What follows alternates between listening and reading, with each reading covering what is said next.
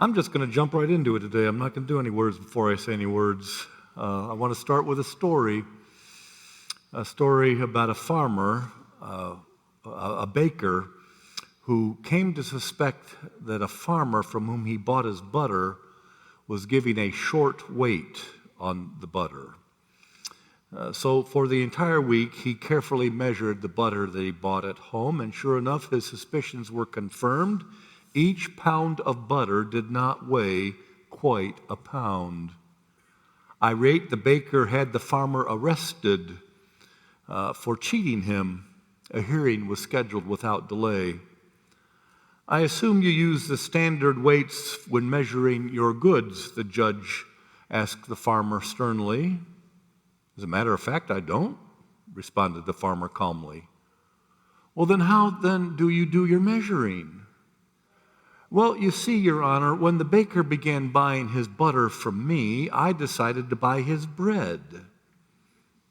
And I decided that I would simply put a pound loaf of his bread on one side of the scale and my pound of butter on the other so that they would even out. If there's any one word to describe the two-faced actions of the baker, the best word, of course, would be hypocrisy. He sues the farmer for not giving him a pound when he's not giving the farmer a pound. As some of you know, the United Methodist Church, no, I shouldn't say that, this church has taken some pretty bad hits in the public relations department. This is probably the only time I'm going to address this. I don't think I'll ever talk like this again, so if you're a guest this morning, I apologize, but this is an in-house matter. Before I was asked to come here, I was following Facebook, and there were some God-ugly things said and put out on Facebook. And people sent me some clips from Channel 13 and The Blade. And I'll tell you what, folks, this church got a black eye, if ever it had one. The number one question that I have been asked since I've been here, the number one question by far and away, is how can people in a church do what they did? And so I suppose a lot of folks are saying that that's the reason why some people don't want to come to church. But that's not entirely true. The truth of the matter is COVID-19 took a big hit on all churches. I don't know of a single church, a mainline denomination, that has recovered to its pre-COVID-19 attendance marks. It just got people in bad habits. They don't join the community of faith. They thought they could do church at home remotely, so to speak, without being a part of the family. But there's another reason. Millennials aren't in the church. They've stopped attending in record numbers. Now, you might not know this, but according to the U.S. Census Bureau, the generation of millennials has 74.5 million people in it, and it has replaced baby boomers as the largest population segment in our country. The generation consisting of people 27 to 42 are staying away from church by and large. George Barna is this country's leading surveyor and pollster about religious life. And in a recent study, he said that the number one reason why millennials have stopped attending church was the church is irrelevant, the leaders are hypocritical, and leaders have experienced too much moral failure.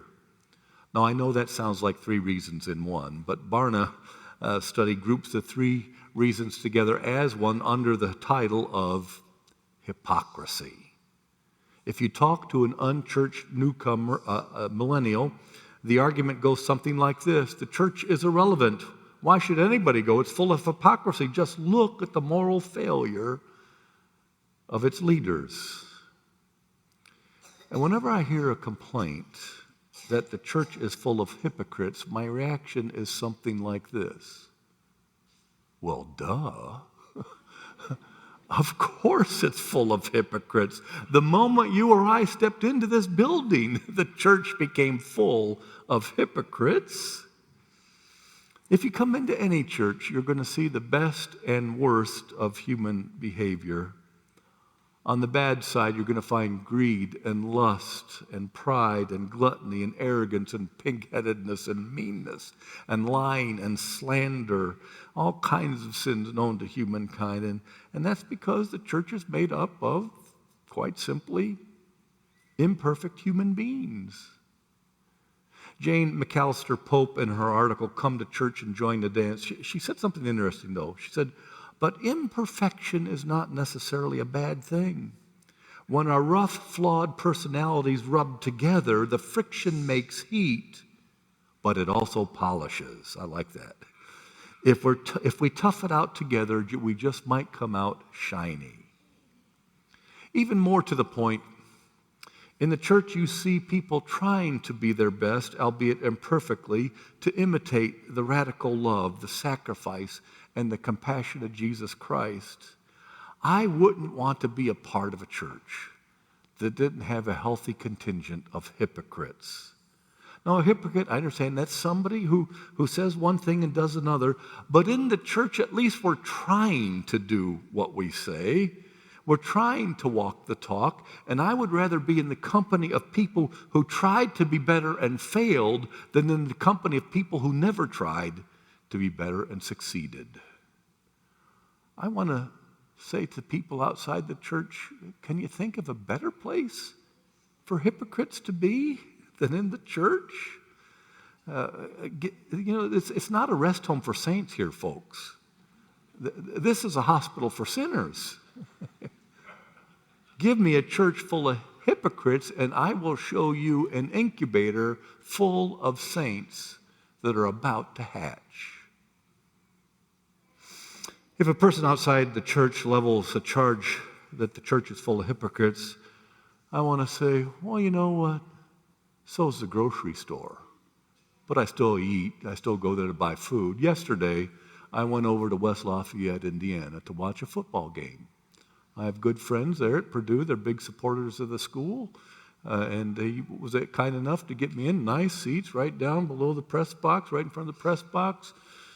Row number 7, aisle seats, wonderful seats, but I was sitting next to hypocrites. I was. These people came marching down the aisle.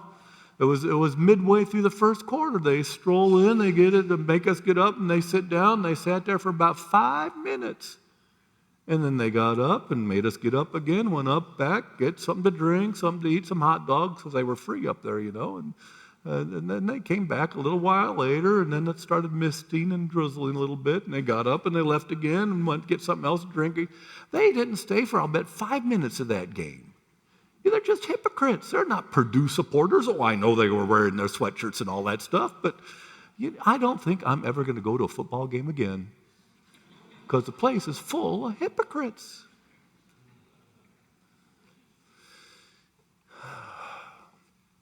Folks, this store is where we offer the bread of life, and people need to come shop here.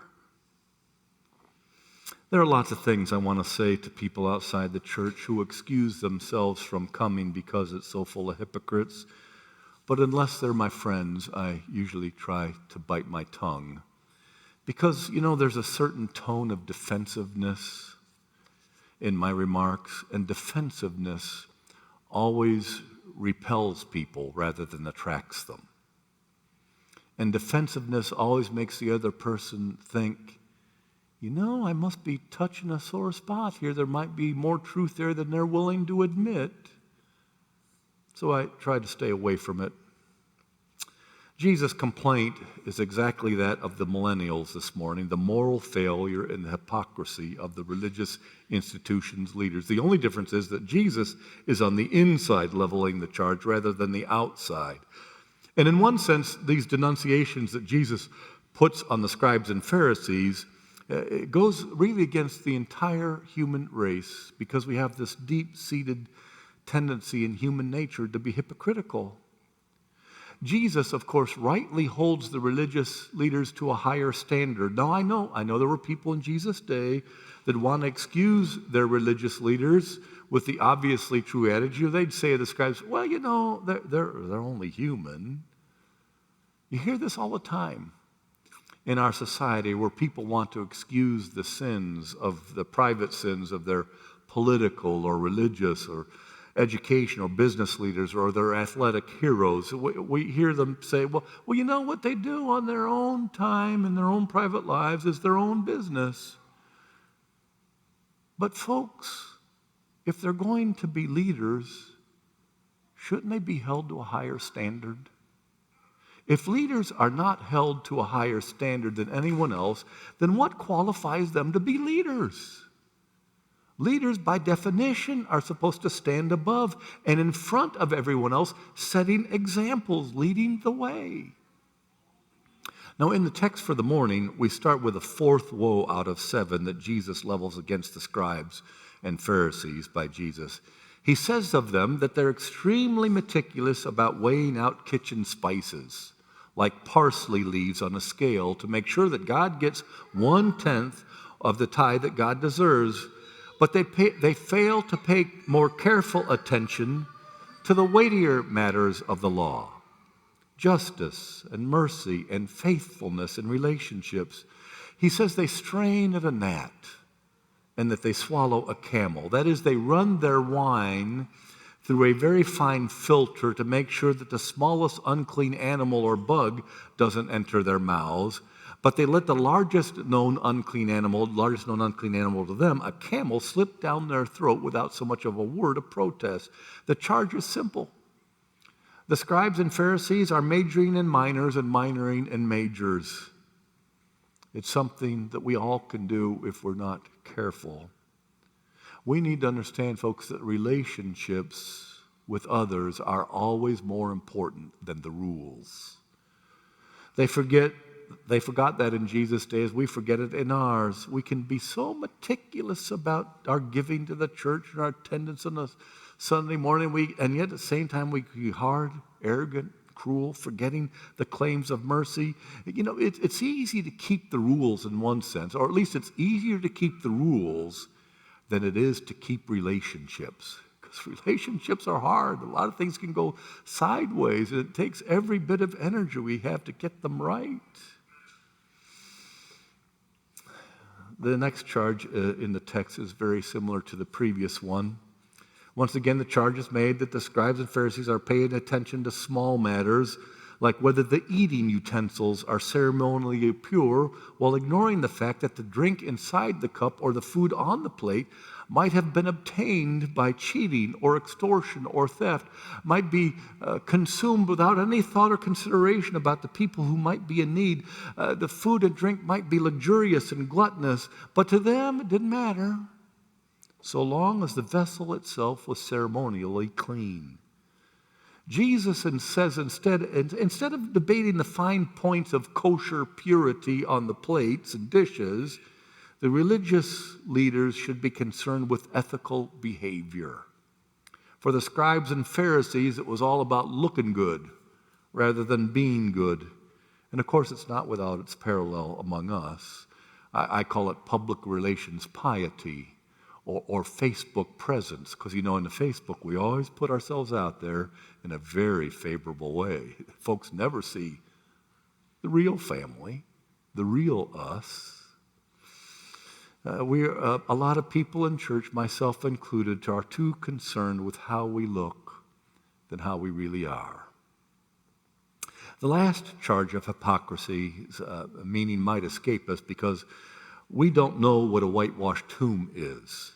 In Jesus' day, during the month when people were traveling from Jerusalem to observe the Passover, Jewish people would whitewash, or they would chalk the tombs of the ancestors along the road. They didn't do this to make the tombs more attractive, but rather to mark the tombs plainly so that a pilgrim coming from around the world to observe the Passover didn't accidentally come in contact with them and thus make themselves ceremonially unclean, and therefore unfit to observe the Passover at the temple. Now, I suppose in the morning such temples did look pretty, but they're still filled with the bones and bodies with whom to touch would be to defile. That's the picture of the Pharisees. Their actions are those of intensely religious people, but their inward hearts were filled with putrid sin. We know people like this. Truth of the matter is, our whole society is somewhat like a whitewashed tomb.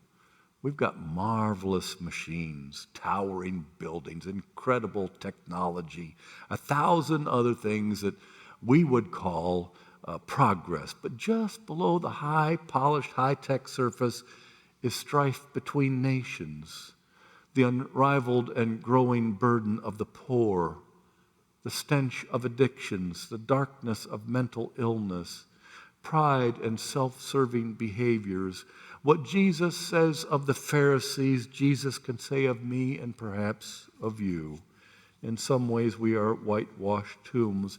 People only see the pretty inside that we want them to see, not the reality of who we really are. Now, if any of this is even close to the truth, how are we ever going to attract people to the church who see the obvious hypocrisies?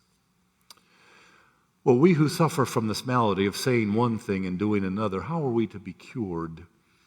For me, the first step toward healing is confession of our sin. This is how a person cleans the cup. If people are repelled by defensiveness and are always suspect when there's an untruth or guilt somewhere inside, when we're trying to cover up, confession makes people lean in to see if our hearts are true.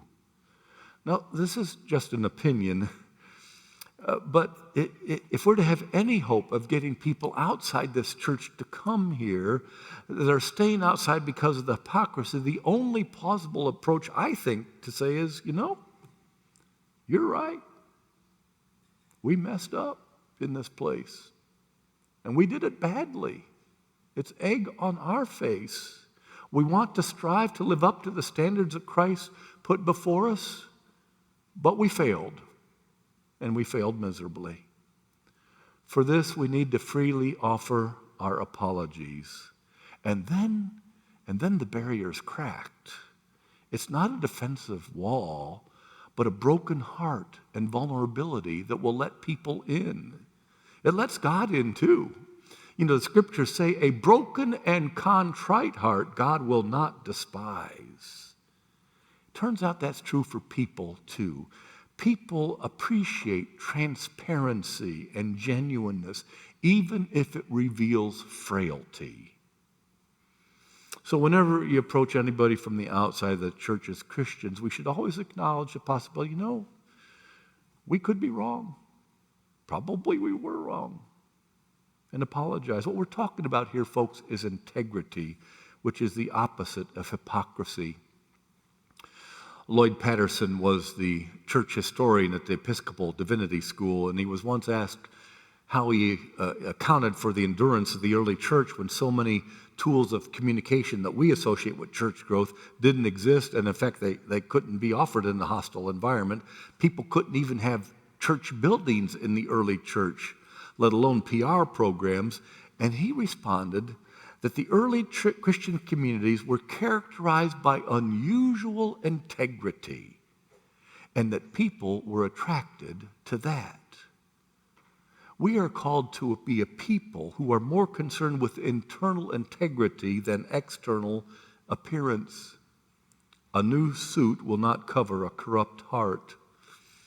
Ron Holzheiser tells a neat story about a troubled mother who had a daughter who was addicted to sweets. And so one day she approached Gandhi and explained the problem to him and asked whether he might talk to the young girl. And Gandhi replied, "Bring your daughter to me in 3 weeks' time, and I'll speak to her." After 3 weeks, the mother brought her daughter to him, and he took the young girl aside, and he spoke to her about the harmful effects of eating candy and desserts excessively, and he urged her to abandon the bad habit. The mother thanked Gandhi profusely for his advice, and then she asked him, But why didn't you speak 2 or 3 weeks ago? And Gandhi replied, because 3 weeks ago I was addicted to sweets. And there's the lesson, folks. We have to do more than just point out the right road to others. We have to be on that road ourselves. Well, let me finish with this story. You might know the story. It's by British writer and humorist Max Beerbohm. It's a story called The Happy Hypocrite. It's kind of a parable. The main character is a notoriously self-centered individual named, appropriately enough, Lord George Hell. After many years of an overindulgence in pleasures of the flesh, Lord George is a wreck of a man, and it most clearly shows up on his face, which is bloated, unhealthy, scabby looking. But something happens one day that changes George's life forever. He sees a beautiful young woman and he falls in love. It is a singularly pure attraction for a corrupt and degenerate man such as him. With every good intention, he wants to make her his wife, but he knows that she would never accept his offer if she knew what he was really like. So it is that Lord George Hell puts on a mask, the mask of a saint, to hide his sinner's face. From that moment on, as far as anybody knew, he was a kind and virtuous man. He courts the young woman. He marries her. They live happily ever after together. That is, until a woman shows up from George's past. The mask does not fool her. She knows what's underneath, or at least she thinks she does. And one day, in the presence of George's wife, she confronts him and she tears off the mask, expecting to reveal the bloated, pockmarked face of an old degenerate. But what she reveals is something quite different. The mask has done something to the man. Behind the mask of the saint, there is now a true saint. Lord George Hell had become what he had pretended to be. When people outside this place level hypocrisy about those of us on the inside, especially the leaders, be sure to agree with them. We are sinners. We say we believe in God and we follow what God teaches. We claim to be filled with the Holy Spirit and are guided by the words and person of Jesus Christ, but all too often we do not measure up. With complete sincerity, apologize and confess our weakness. You and I are sinners, just like they are sinners. We do not stand in a superior place because we happen to be inside the church and they're on the outside of the church. It's very simple, folks. All we are in this place are beggars. We are beggars telling other beggars where to find bread. Christians are never so high that we can look down our noses at anybody else.